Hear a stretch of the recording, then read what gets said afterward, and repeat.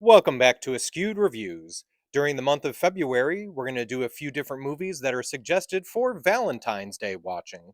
So today we are doing The Lost City. As for the trivia question for today, what is the name of the book tour for The Lost City of D? The answer will be at the end of this video. The Lost City is kind of a pseudo spiritual successor, almost kind of remake of Romancing the Stone and its sequel, The Jewel of the Nile. If you haven't checked those movies out before, I definitely recommend doing so.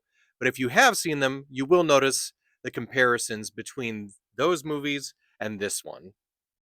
In the film, Sandra Bullock stars as Loretta Sage, who is an author of romance novels. She's starting to get to a point where they just don't thrill her anymore and is thinking about backing out of the career. Now, on the other hand, you have Channing Tatum, who plays Alan. He is the model and the inspiration for the cover art of the many books that Loretta Sage has been writing. When he's in full wig and costume, you can definitely tell that they're trying to go with the whole Fabio look, as Fabio started his career as a cover model for romance novels. Then you have Abigail Fairfax, who is the villain of the story and played by Daniel Radcliffe. He is wonderful in this role, and he's also the reason why Loretta ends up on this jungle island. Also, Alan figures out a way of getting there due to his ex Navy SEAL friend, Jack Trainer, played by Brad Pitt.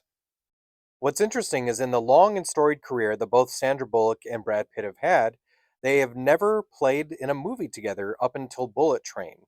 And they had such a good time that Sandra actually invited Brad to come over and play Jack Trainer in The Lost City.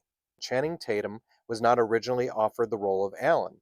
It was originally offered to Ryan Reynolds since Ryan and Sandra had such good chemistry in the proposal. Unfortunately, Ryan was unable to make it. An interesting piece, though, is Oscar Nunez, who was in the proposal, also appears in this movie. I did enjoy Divine Joy Randolph's character of Beth, however, I didn't feel that Beth was a necessary character for the story. I really enjoyed this movie. The Lost City did feel like it had a lot of callbacks to 80s and 90s movies with this same kind of adventure comedy with a little bit of rom com thrown in there.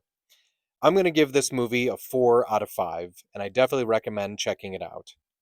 As for the trivia question from the beginning of this video, what is the name of the book tour for the Lost City of D? The book tour is called Romancing the Page. You can see the poster for it in the lobby of the hotel. I definitely feel this is a reference towards Romancing the Stone. As I mentioned before, I think this movie is a spiritual successor to that one. If you happen to like this video, please check out our other Askewed Reviews, and if there are any movies you'd like to get seen done on Askewed Reviews, please suggest it in the comments below.